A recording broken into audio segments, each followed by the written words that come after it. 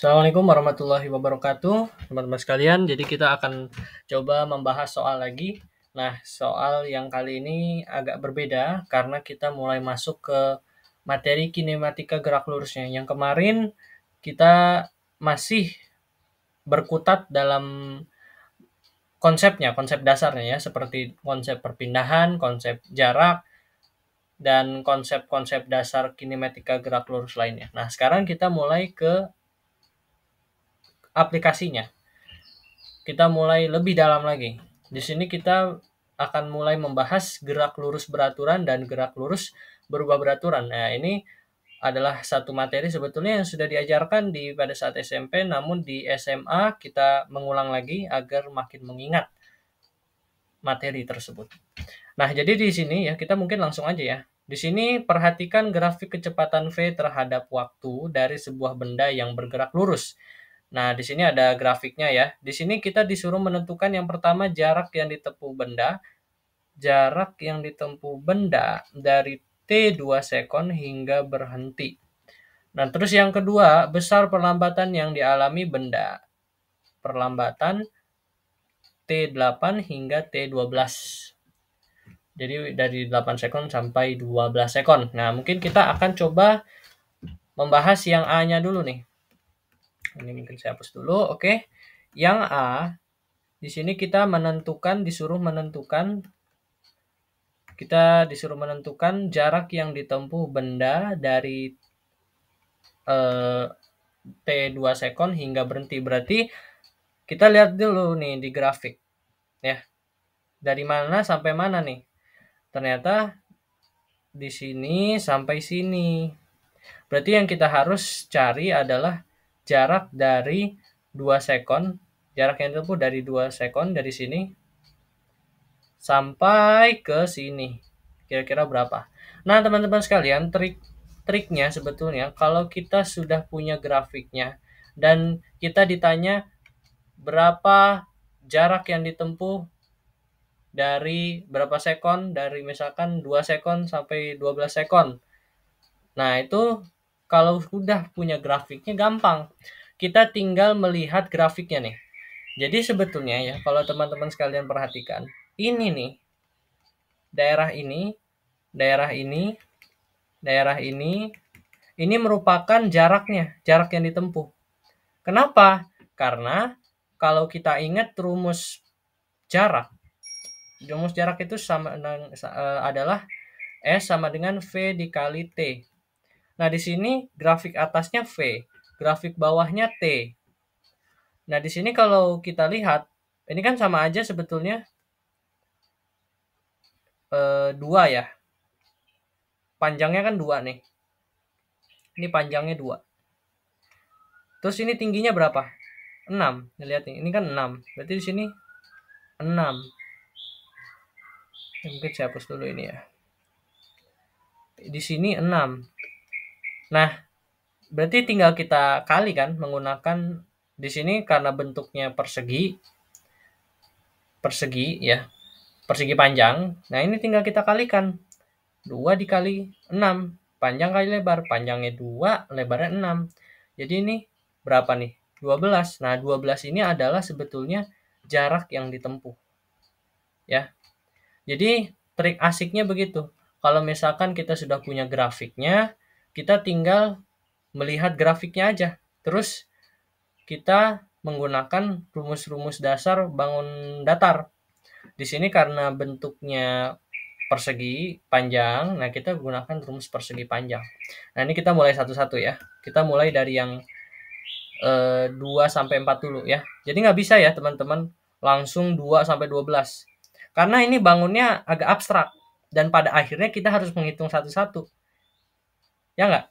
Kalau misalkan nih teman-teman mau langsung semuanya nih dari titik 2 sampai 12. Bangunnya kan kayak gini. Gini. Gini, ya kan? Nah, ini kan bangunnya abstrak nih. Pada akhirnya kita harus satu-satu kan? Maksudnya satu-satu tuh ya pecah-pecah dulu. Diginiin. Nanti kita cari yang ini, cari yang ini. Ya kan pada akhirnya kita juga harus ngitung satu-satu.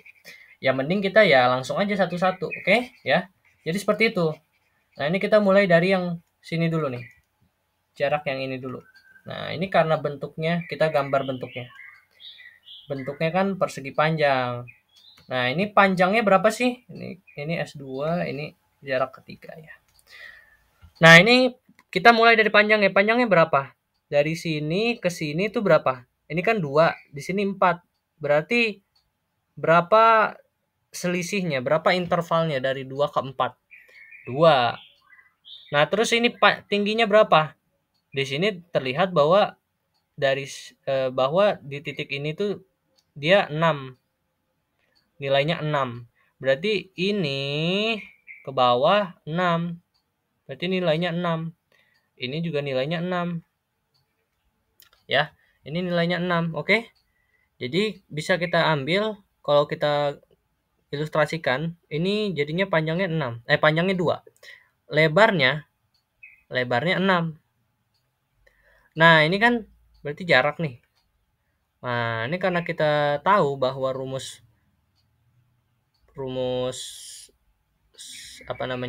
persegi panjang itu panjang kali lebar. Jadi kita tinggal masukkan aja sebetulnya. Kan rumusnya itu P dikali L. Panjangnya 2 dikali L-nya 6. Maka ini 12 meter ya. Jadi jaraknya ini yang ditempuh di sini nih adalah 12 meter. Oke, kita udah dapat nih yang A. Ya, maksudnya jarak yang pertama. Terus jarak yang kedua. Kita lihat bangunnya. Bangunnya apa sih kira-kira yang ini? Nah, betul sekali. Ini bangunnya trapesium. Kita gambarkan lagi ya.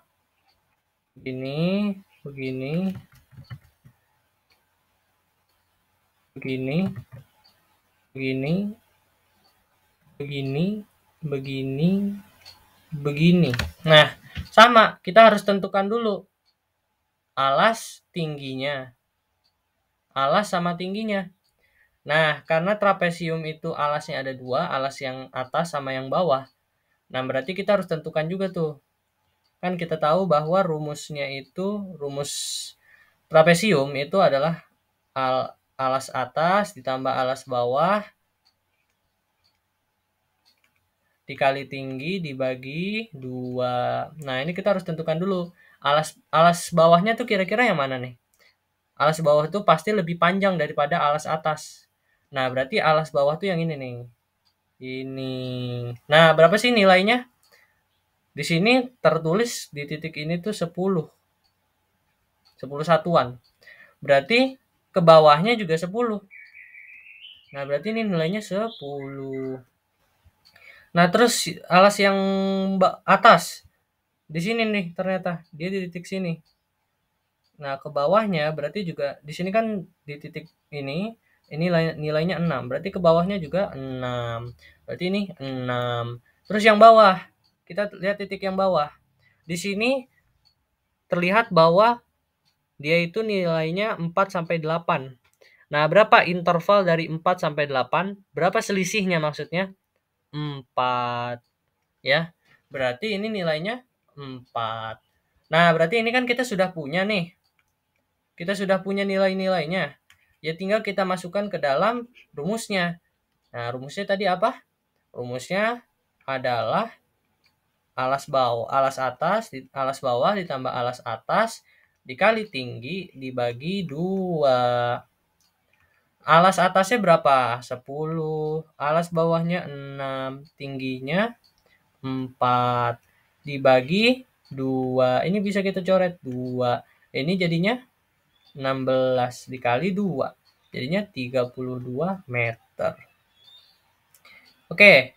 Terus yang terakhir nih. Yang terakhir. Ada bangun. Ayo, bangun apa nih? Segitiga. Bangun segitiga nih. Nah, ya udah kita harus tentukan dulu alas sama tingginya karena kan rumus dari segitiga. Ya, kita gambar dulu segitiganya. Rumus dari segitiga adalah alas kali tinggi bagi 2. Tentukan alasnya berapa? Di sini ada 8 sampai 12. Nah, berapa intervalnya? Berapa selisihnya? Tinggal 12 kurang 8. Berapa? 4. Berarti di sini alasnya 4. Tingginya berapa? Di sini ternyata tertulis bahwa ini titik ini tuh 10. Berarti ke bawahnya juga 10. Berarti ini 10. Alasnya berapa? Di sini alasnya berapa? 4. Tingginya berapa? 10 dibagi 2. Ini 5 sama dengan 20 meter. Ini S3-nya. Berarti ya, jarak totalnya ini, jarak yang ditempuh benda dari T2 sampai 2 second ini hingga berhenti, ini tinggal kita tambahin nih sebetulnya dari angka-angka yang sudah kita tulis, kita dapatkan. Jadi S total itu adalah S1 ditambah S2 ditambah S3.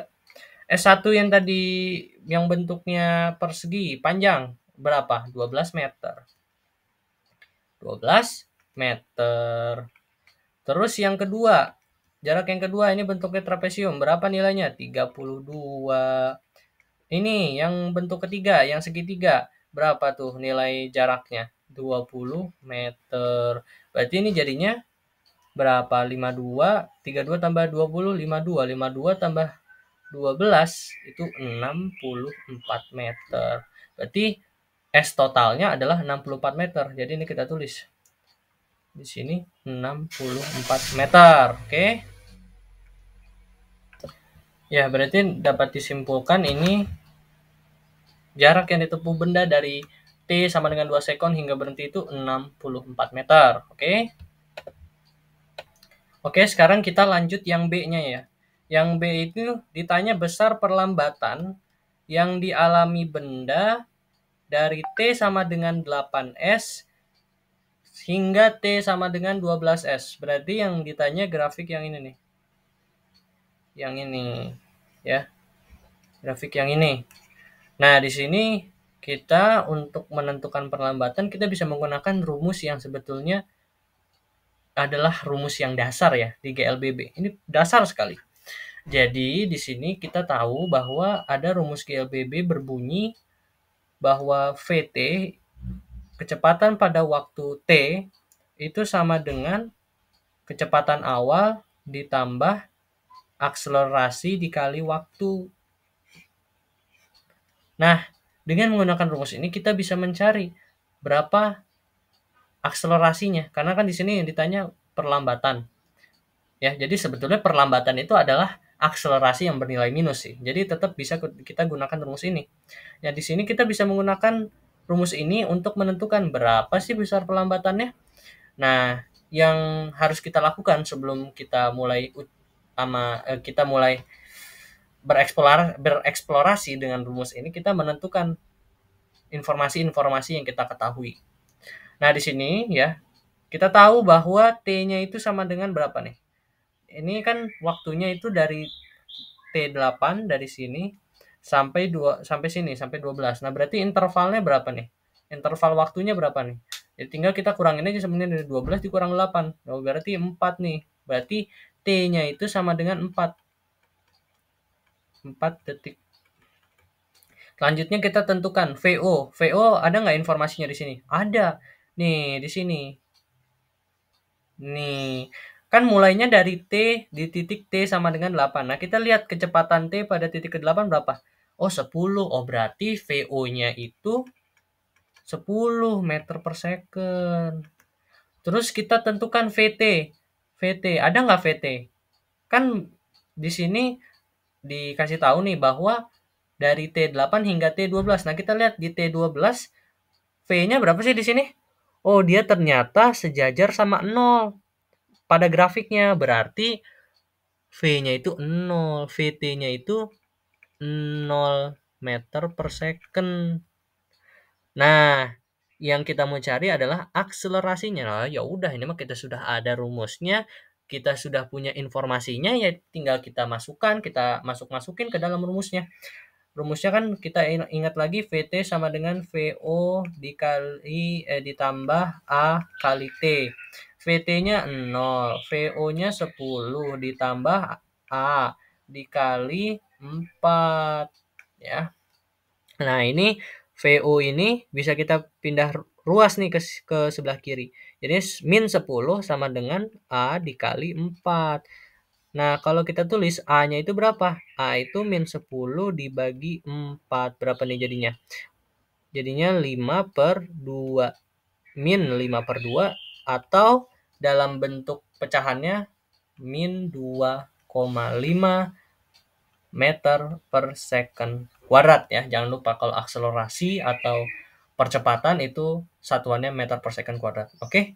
Nah, berarti perlambatan yang dialami benda dari T8 hingga T12 adalah min 2,5 meter per second kuadrat. Oke ya. Jadi soal ini udah selesai nih karena soal yang A-nya kita sudah dapat ya, jarak yang ditempuh benda dari T 2 sekon hingga berhenti adalah 64 meter dan perlambatan yang dialami benda dari 8T hingga T sama dengan 12 itu adalah min 2,5 meter per second kuadrat.